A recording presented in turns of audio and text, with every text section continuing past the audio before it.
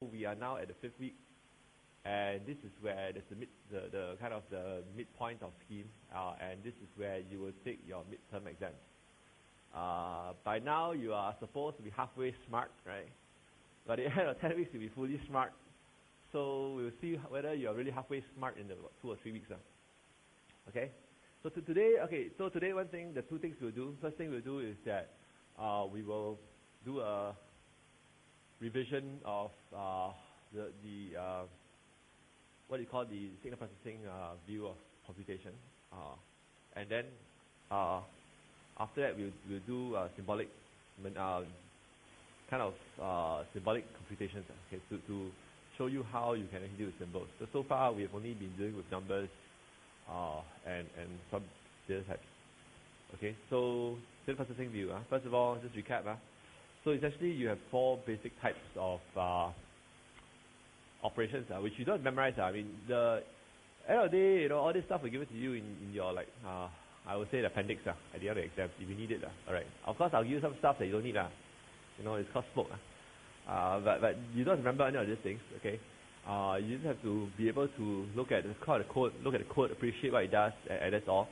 So the key general idea here is that for some problems, okay, it is possible to write a recursive or iterative version that solves the problem. But then it's nasty, okay? So for those kind of problems, it may be a bit more convenient to look at the solution as steps. Okay, you do things, you take some inputs, you do it step by step at a time. Okay, so in fact, many of the problems that you can solve using the simple recursive, well, what is simple? Basic recursive or iterative procedure can be solved in this way.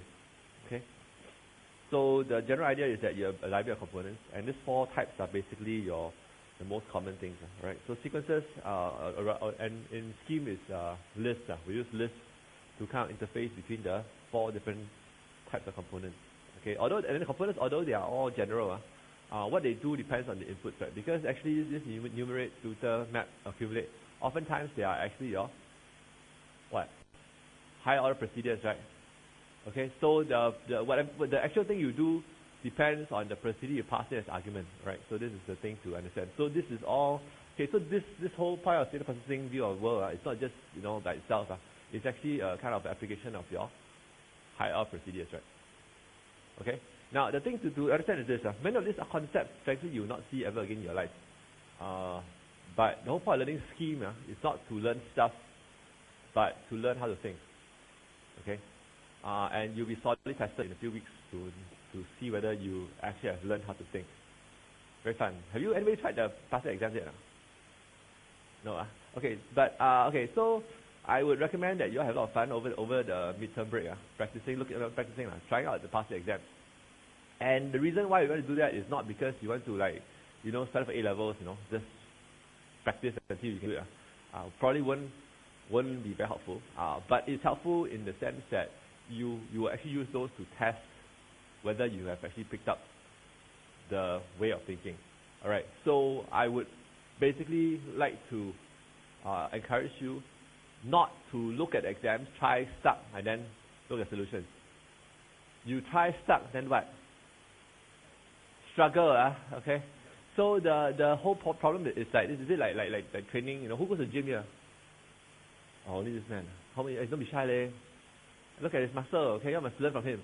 Okay, so the point out is that you go to the gym, right? Your whole point is in the struggle. You must basically try, and then you feel like dying, you keep trying.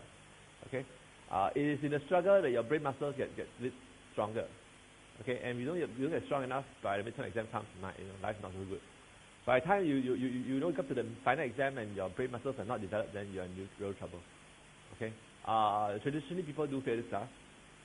I hope now you will fail. Last year, none of them failed, which is good. There have been years whereby the failure rate is up to 10%. Okay, but that is a bit random, I mean, to be honest, it's up to the individuals, right? So there are no real limits on how many A's you can get. There are also no real limits on how many people can fail this class. But as you all know by now, it's a bit like Big Brother at this class, right? Like I see everything, you see everything. You're a bit slacking only, you get this nasty note from the prof, and then you get me sticking the filters on you. Very fun, right? You don't get any attention, it's a good thing, means you're doing okay. Okay, if you're not doing well, you'll get attention. What's attention? Nobody, Tender loving care, very good. Okay, so point is that we do put a lot of effort into ensuring that there's this thing called no man left behind. And hopefully, this year looks good. Most of you are very on the ball. My team very on the ball. So hopefully things will be good this year.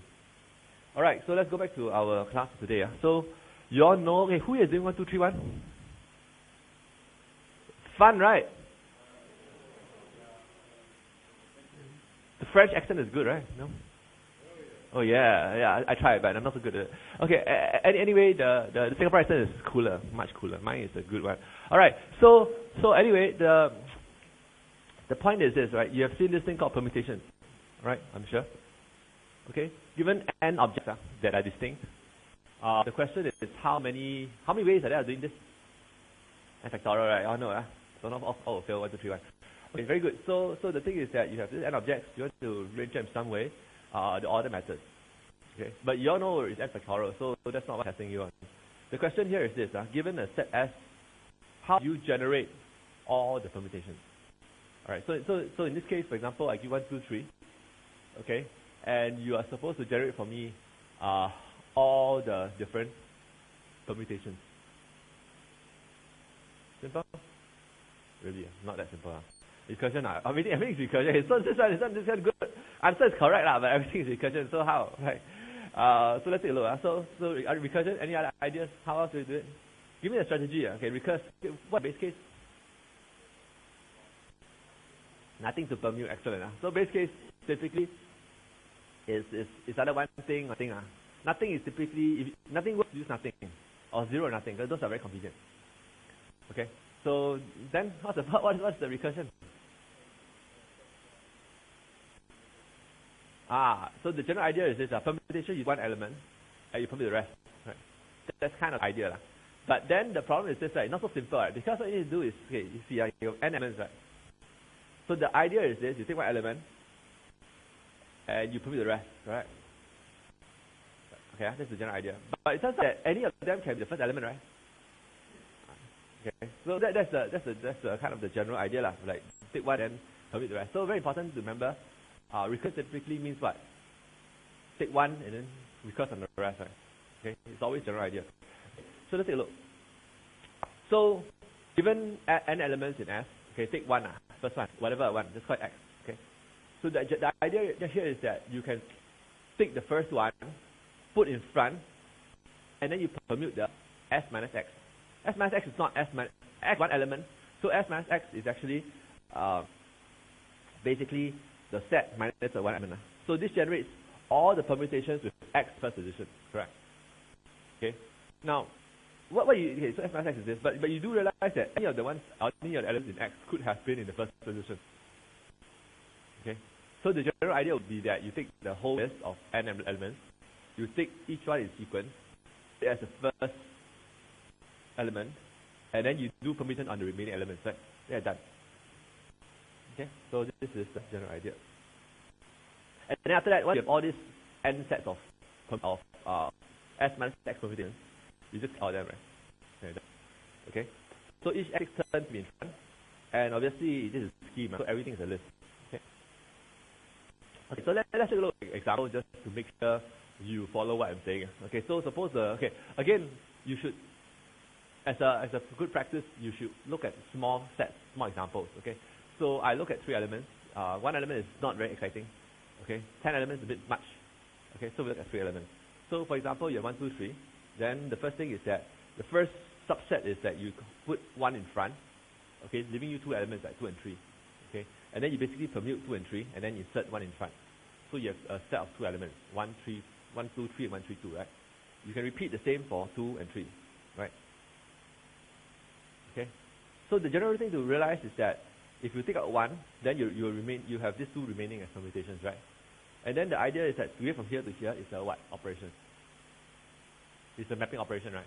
Similarly, if you took out so this is the mapping operation. Very good. You can take out the 2, you can take out the 3.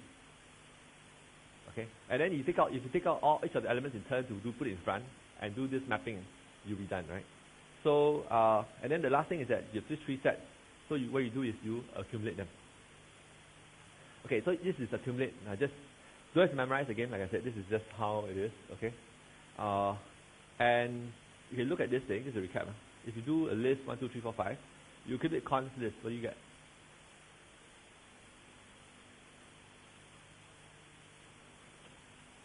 Nothing. This one is the do nothing operation, right? You essentially get the same thing back. Okay, pretty much. Try this, what happens?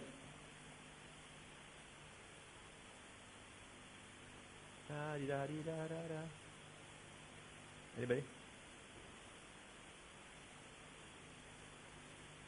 Okay, well, it turns out you have to be careful, because this one blows up, right? Because it turns out that the elements are not lists, right? Because they're not lists. So when you try to append not things that are not lists to lists and to not lists, whatever, it blows up and dies, right? So const works, but append doesn't work because you're trying to append non-lists to lists. Okay.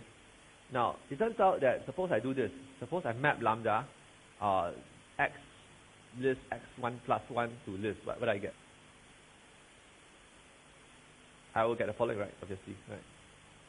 So essentially, each of the 1 to 5, what I'm doing now is I'm applying a mapping operation to each element, where in the mapping operation, I generate a list of 2 elements consisting of original element, okay, and also the number that's 1 plus the element, right?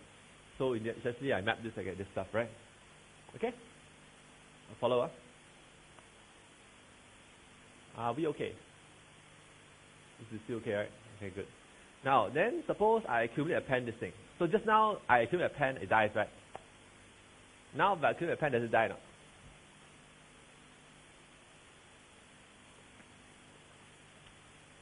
Okay, remember what append does, right? Append wraps off this parentheses, right? It turns out that if you do this thing, because I've generated append some parentheses, extra parentheses here, what you end up having is this thing. How cool is that? Okay. So the point here is not, okay, the thing to learn here is not that you do accumulate append, the thing dies. That's not the lesson. The lesson learned is that if you append random stuff, and you don't know what you're doing, it dies. Okay. If you know what the heck you're doing, you can do it, and it's actually okay, and this is actually something that is reasonably okay. Alright. So this, in fact, this operation is known as, there's a name for this operation. Okay. Accumulate append map a proc to a sequence is known as flat map. Okay. Because it's very common actually, right? For certain operations, it's quite common. And just note that proc will produce a list, okay, for each element in sequence. Or else, if you don't do the map, the proc sequence, you will get error. Typically, unless original sequence are all lists, right? Then it's okay. Make sense? Okay. So the point here is not that you need to map the proc to sequence to generate lists. If the sequence originally are lists, then it's okay also. Okay? Just know what you're doing. Any questions? Flat map does extra stuff, right? So map just does this. Flat map actually does extra accumulate append operation to it. That's all. Okay, again, no need to memorize this. This is not important. Just know that, okay, personally, I don't even care about flat map, right? All I care about the 4 basic operations, the map, and stuff like that. And if I need this stuff, I'll just do on the spot. Okay, but just saying that this thing is quite a common operation. Okay, just for your information.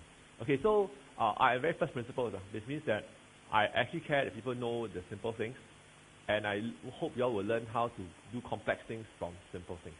Okay, so no need to memorize this. Just know that this thing exists. Okay, permutations. Okay, this is all.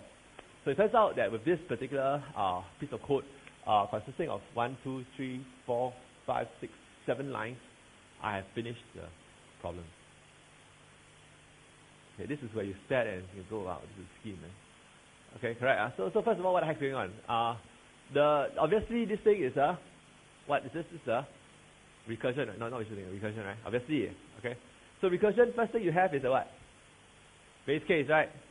Base case when you permute nothing. Okay, who said nothing? Jen, right? So permute nothing, get what? Nothing. What's the nothing? The nothing is not an empty list, The nothing is a list of the empty list. Okay, because the whole it's a bit obscure, but you have nothing, right? And it turns out there's one way to permute nothing, right? Which is give you a list of nothing. Okay. Remember the return value is a list of lots of lists. Okay, and each list is a permutation. So given nothing, the return is a list of an empty list, because the empty list is the right permutation. Only one permutation, there's just nothing permutation. Okay? Are we clear? So base case all settled, right? Correct? All very clear. That's very simple. Okay. Now this is the obscure part, the flat map part. Okay, what the heck is going on? Okay. Now, so what have I done? I have. Okay, you remember this is the operation to do, right? This is the thing. Sorry. Okay. This is what we want to do, right? This strategy, right? This thing. Take out one element one at a time. Okay. And then remove the element from. Okay. S. Take out one element. The rest will be S minus X, right? Okay. And then essentially you go and do what? Map the remaining stuff. Okay. By adding the first guy in front, right? Okay. And then subsequently you collect everything together. Correct. Now, so let's take a look. Okay. So you map what? Okay. S is what? What is S? S is a set you want to permute, right? Correct. So lambda X applied to S. That means you are taking one element of S at a time. Okay. And the element is X, right? Okay. Whatever lah. Okay. Now, what do? You basically, okay, cons the X. Okay, so sorry, remember this. So you took out X already. X is one element. This X will vary, will basically from one first element to element. Okay. Now, then remove X of S does what? It filters out anything that is equal to X. So essentially, this remove X of S will be S minus X, right? Okay. Okay, so essentially you take the original set, take out one element X. Okay. Leaving you S minus X. Then you do what? You apply permutations on this set. And this generates for you all the possible permutations of S minus X. Alright? Okay. Then you apply a mapping procedure, which takes each of the now this is P, yeah. So P is varying over the P. This set creates all permutations, and then now you map on this set. So P is each permutation. Okay, and for each permutation, what you do? You cons the first element in front.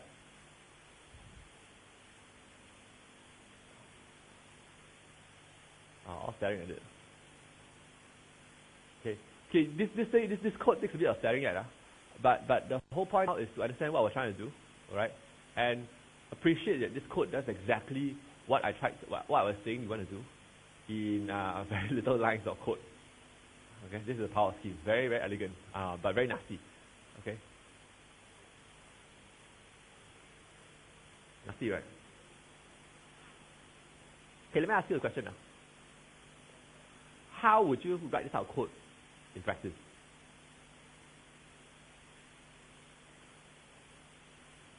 Okay, the way to write this code. Okay, so first of all, this code is not beyond you in exams. To be honest, I'm serious. Okay, so the thing to do is okay. The most important problem here is not the code. The most important problem is figuring out what to do. Means if you can articulate the pseudocode, the what to do, then you work backwards. And the way I just explained to you is exactly how you do it. You will think that first I take the set S. I need to map the thing one at a time. I have lambda X. So X varies from the first element to the last element. Okay. Then you look at the cell and say, okay, then what I need to do? I need to generate S minus X. So you remove X minus S, right? Then what you need to do, you realize, oh, I need to compute the permutation on S. So I apply permutations on this S minus X. Okay. And now I need to map over this thing, because I need to map over this set and add one guy in front, okay, for each element of this permutation.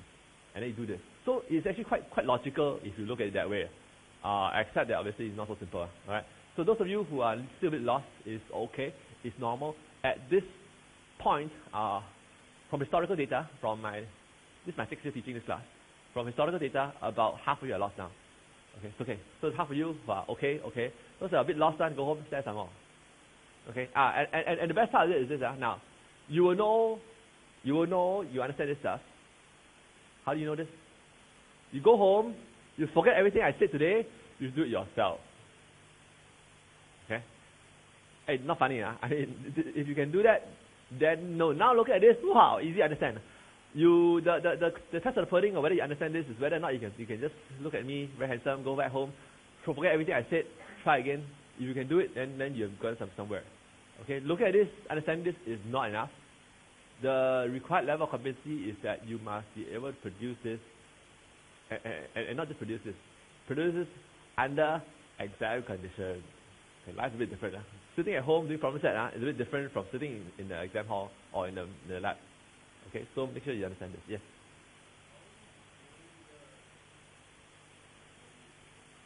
This thing, it just comes out.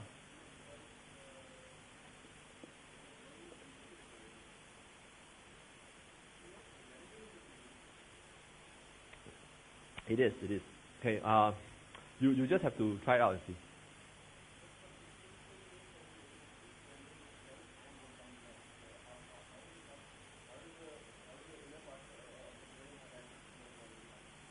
No, it does, because this thing is applied to this map or to this. It's recursive, it works. Okay.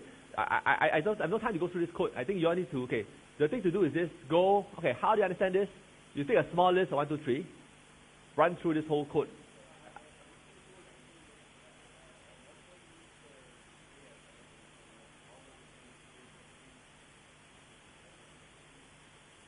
You try the code, and you have to. I think I have no time to go through the details of the code. Yeah, you go try it at home. Okay, so this thing first. Okay, a few more. Okay, now a bit of scheme stuff. That's simple stuff. So strings are stuff that is strings are characters enclosed by this code. Okay, and essentially you just need to use the double quotes. Okay, to denote strings. Okay, they are like sentences, right? And then if you need double quotes within the code, then you use the slash, what you call the escape character. Right. Then if you need a slash, how you put a slash in front of the slash. If you need 2 slashes, how? You have 4 slashes. I mean, that's about it. Okay, so you just figure this out. Now, then the thing is that you can also use the operator string to create a string, but it's too nasty. You probably won't ever do this. You just probably just put a quote and create a string. Okay. And then there are string operations. Now, string append is just one operation. There are like, I don't know, dozens of operations. For these things, I don't care. I don't know, I don't care. And then if you want to know more, you can read the scheme manual. You know how to find a scheme manual, right? Okay, you can go Google IVLE. There's also a link to the scheme manual. You can go from there. Okay. I am not interested in the scheme manual, frankly. And everything I covered in class is sufficient to solve all your problem, all the exam questions. So don't have to care. Alright, but if you feel like it, you can use this other operations to solve problems. You can carry on. I actually don't really mind. Okay. Now, so scheme manual is online. Okay. How do you produce this list? AB. Okay. You can't actually, because so far I didn't teach you how to do it. Basically, you need this thing called symbols, right? What happens if you try to do open parenthesis AB? Yeah, you val A, val B. Either the A and B are bound, you get some number or something, or else you freak out and die. So right now you can't do this, right? So the thing you need to do is to code A. Okay, so if you do code A, you will return A. Okay, so what does the meaning of code? Code is the difference between say your name and say your name, right? Okay, you understand what I'm saying? So the bottom one is saying your name in code. Okay, so the second one first one you actually say your name now, whatever whether it's Richard or Palaf or whatever, right? Second one you will say your name, because that's what you have to say. So code actually does the second thing. Okay, so this is special form, obviously. Whereas the expression is treated as a data object and not evaluated. Okay, that's the general idea. Generally, scheme will eval everything, right? When you code something, you not eval. Okay, so so this example, define B2, alright, and then you list code A, code B. What happens? You get AB. If you do the following, code A and B, what do you get? A2. Okay, so this is the very simple idea. Okay, so obviously code is a kind of nasty kind of a thing to type every time. And then the code also introduces extra parentheses, so it's a pain, right? So it turns out there's this synthetic sugar, which is the apostrophe. Okay, and the apostrophe is equivalent to code A. So you can do, instead of doing code AB, you can just do apostrophe AB and you're done. That makes life a little simpler. Okay, and so you can actually do stuff like cons, define this thing. You can actually manipulate scheme expressions. Okay, that's what we do today. So predicate symbol, basically a symbol checks whether the object is a symbol. Okay, 3 is obviously not a symbol, 3 is a number. Car, why is this false? Car is a string, it's not a symbol. Okay, now this thing is true because this car is a symbol. Okay, so these symbols are what? Symbols are things that you can evaluate into real objects, into that can be bound in the environment table. Okay, code A will be true lah, because why? Code A is same as slash apostrophe A. This one will be, why is it false? Because the code AB is not a symbol. Code AB is a list of 2 symbols. Okay, this one is okay, I have no idea why it's like this, but you could code the thing, you become something that's not a symbol. Okay, code of 3 is what is code of 3? It's a 3. A 3 is a number actually. So you basically you see a number. Okay, so okay, recap. We talked about these things, identity last week. Okay, not last week, Wednesday. Right? Yeah. So what identity is basically means the same object, the exact same object. It means they are the same memory location. Okay. Equivalence means that they are kind of equivalent. Okay. Sama, but may not be the same, could be the same. Okay. So identity will imply equivalence, but the converse is not necessarily true. Okay. Okay, and now we need to understand this thing about equality.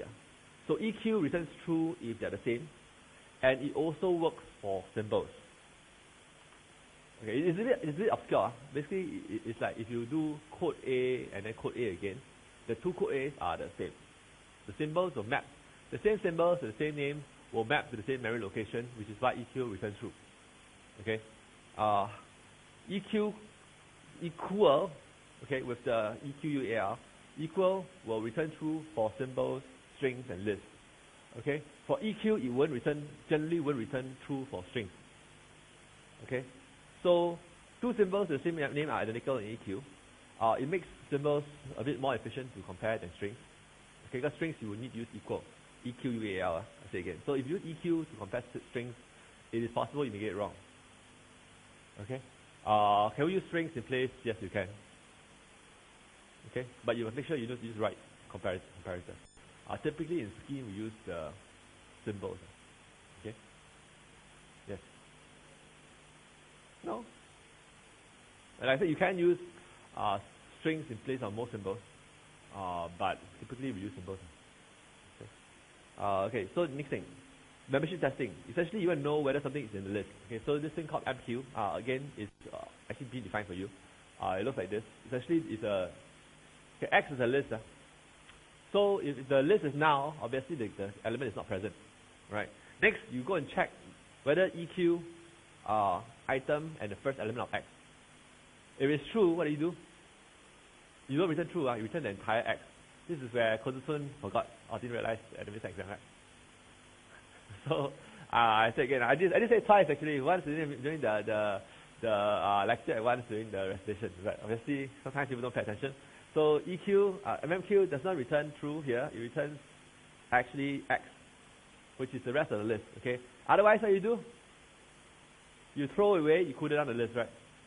So this is exactly the same as the schedule thing. Remember? Okay. So is this iterative or recursive? Iterative, right? Okay. Very good. Okay. Good question. I also don't know. Convention level. I mean, this is how scheme does it. Okay, so MEMQ is just EQ question mark. Sometimes you want to do something else, right? What happens if you want to use equal instead of EQ? Or not change. You can't, it's defined for you. There's another operation called member. Okay, so if you use MEMQ, you check the equality using EQ question mark. If you use member, you test for equality using the equal question mark. Okay. So let's look at this. MEMQ, apple, pear, banana, prune. Answer is false.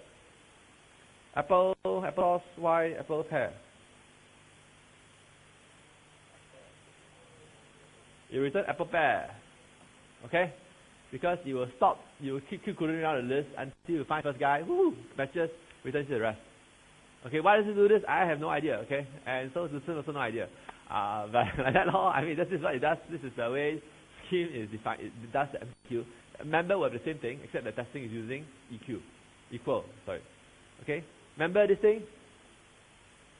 It's a list of B, list of B, list of B and list of C. Remember? Remember? B and C, Okay, now, okay. So now we'll do math again. You all love this. Who has seen this before? Who can remember this still? This one, you all remember or not? The ladies all behind all forgot. Hey, you all didn't do NS, no excuse. Huh? It's not like that, right? I don't know. Okay, anyway, this is elementary calculus, okay, supposed to know. Those who don't know, they're going to recall.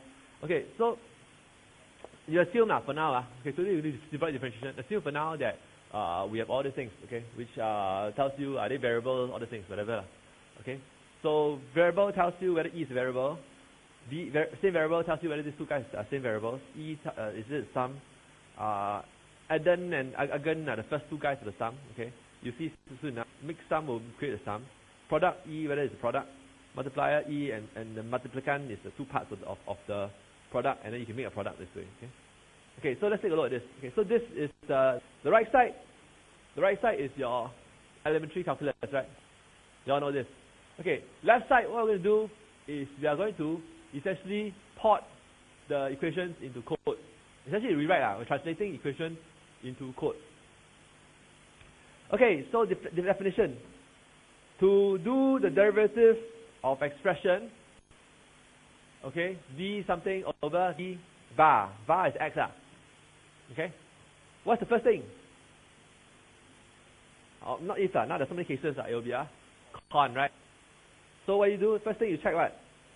Whether your var, your exp is the constant, right?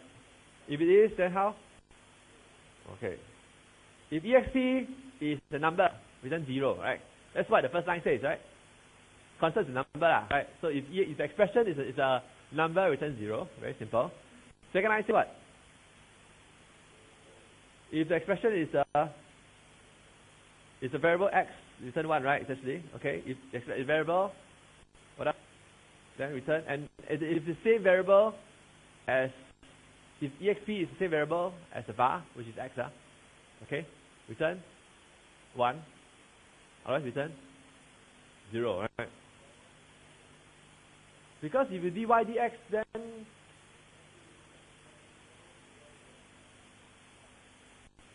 okay, I guess the point is you assume that the y will be a constant if it's dy dx. Like partial differential equations, yeah.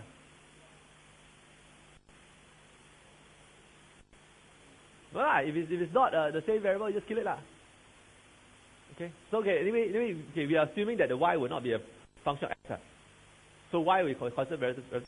Okay. Now next sum. Suppose this thing, it means the expression is a sum of two. It's a sum because it consists of two things added together. What do? You make a sum of what? Okay. Argand exp is the part. Is u. Okay, I don't know what I call it this way. Argand is the second part, v. So basically, this thing will return you the u. This thing will return v. And essentially, what you do, you actually just go call these two guys, differentiate these two guys, and then you make the sum of it, make a new sum. Okay. This last part, same thing. Basically, the expression is a product, right? What you do? You make a sum, right? You make a sum of these two pieces. The first piece is what?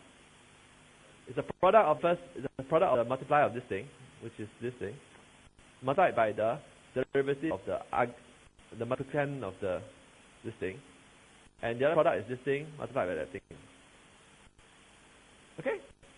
Okay, so what I'm saying is very simply that I am taking the right side, I am just writing the equivalent exact thing on the left side.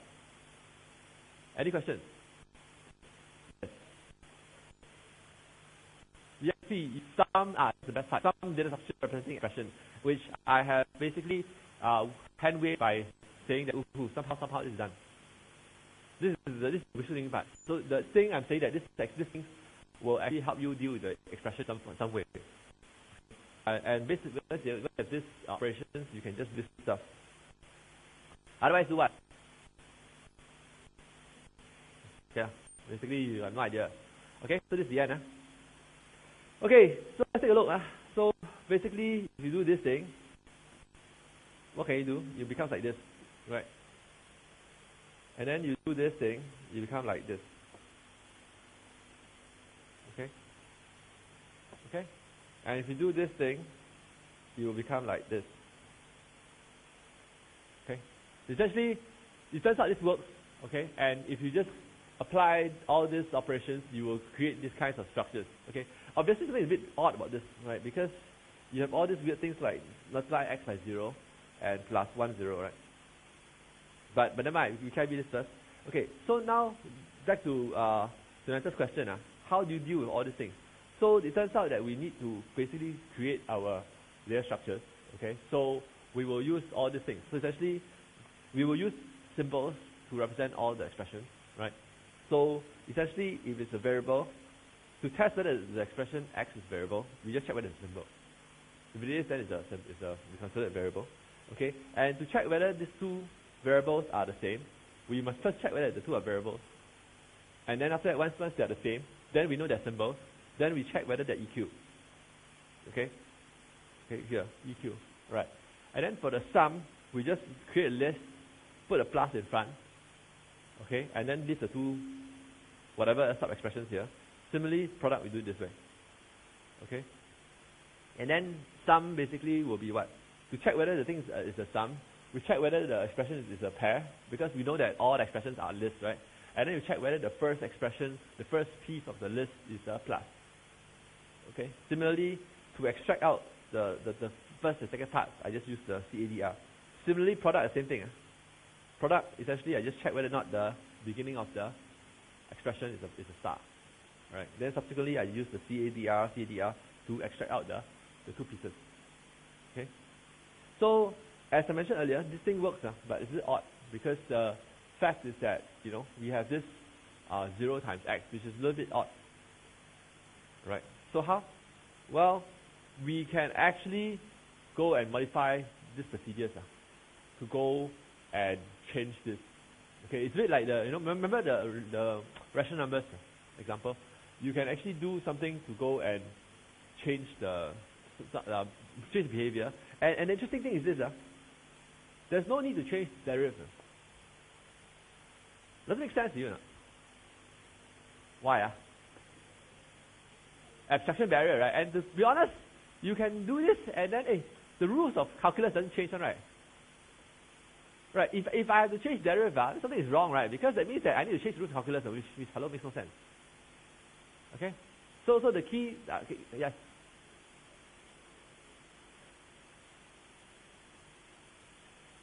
It's fine, right? That's what I have, right? How do you differentiate with x times y?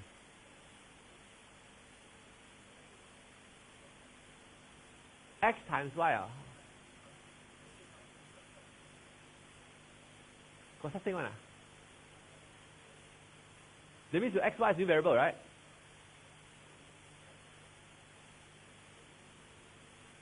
Since how you do times x times y one, you got me? No, you differentiate with respect to one variable, what?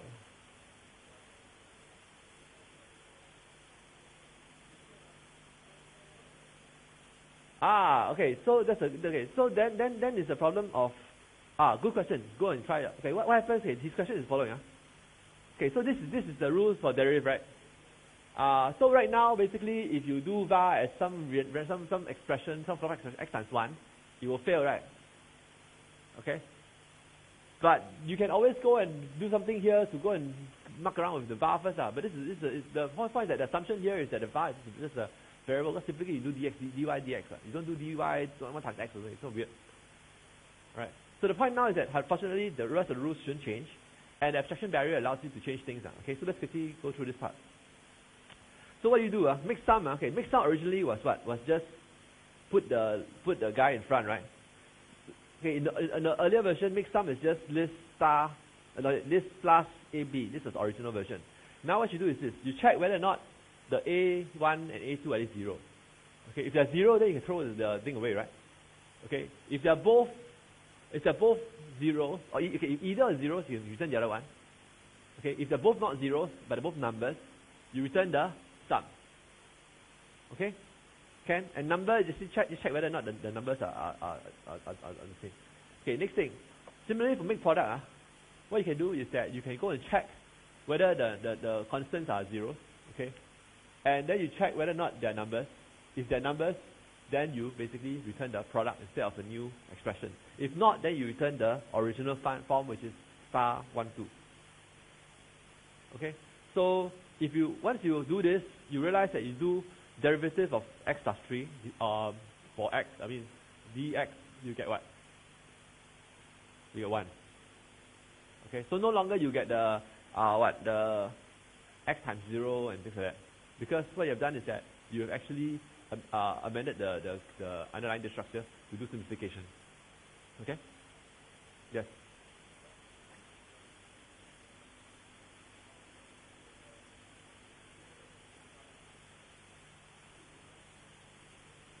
Can, of course you can. Means you can write why do you do it for kicks? Right, write for practice, write a procedure that takes a random expression, goes in there and simplifies it. Can be done in practice. But what I'm saying now is that you just, with the abstraction barrier, right, you don't actually have to do any changes to the original code. You just go and muck around with this thing, and then you can actually have this thing do better. Okay? So this is what you get. So even this complicated expression, you dx of this thing, you actually get this stuff. Okay? So the thing is this, obviously this is not the end, right? You can probably still do better. Okay? You can probably still do better, but then this is better than nothing, right? And the change you need is very little. Okay, so the thing the code for today's work example I've already put up on IVLE. Okay, so for kicks, see whether you can do some more things to deriv, okay, to do a better job. Okay, so summary today, the most important thing today is actually this thing called code, right? Whereby you need to use it to manipulate your symbols. And then EQ equal is actually your revision from last Wednesday. Okay, and the thing here is to understand that scheme is interesting because the symbols, it has symbols, and symbols allows you to essentially go beyond your normal numerical computations to actually allow us to do symbolic computations. Okay, it turns out that most times in life, numerical computations are much more common, more interesting. Symbolic computations typically used by mathematicians, right? So it's not clear how you apply this thing, but I think it's important to just understand that we can actually do this kind of things. Okay. Okay. Now the last thing, which is that your midterm exam will happen in 3 weeks, right? Okay. So 3 Wednesdays from now, over here, you will take your midterm exam. Topics will be covered until today's lecture, which doesn't mean that you don't have to turn up next week. You should still turn up next week for lesson. And because I'll give you more details, okay, about what the exam will be about. Okay, I haven't set exam questions yet. I will probably do it this weekend, hopefully.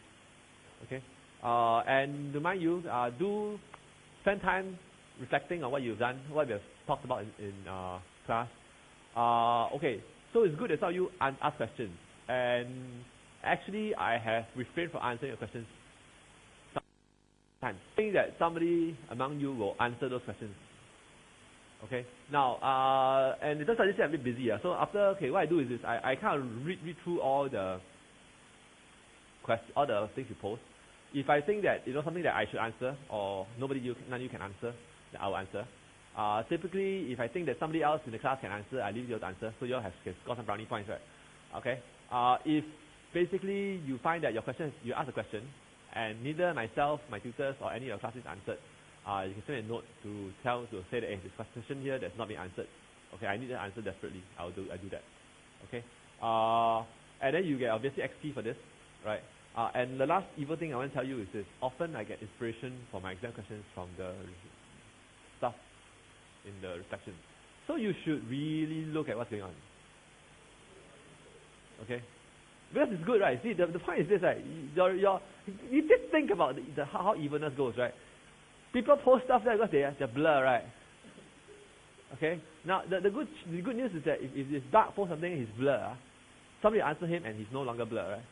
But there's a principle here, which is that if Doug is blur or something, there's a high chance the other fellas there, somebody is also blur one.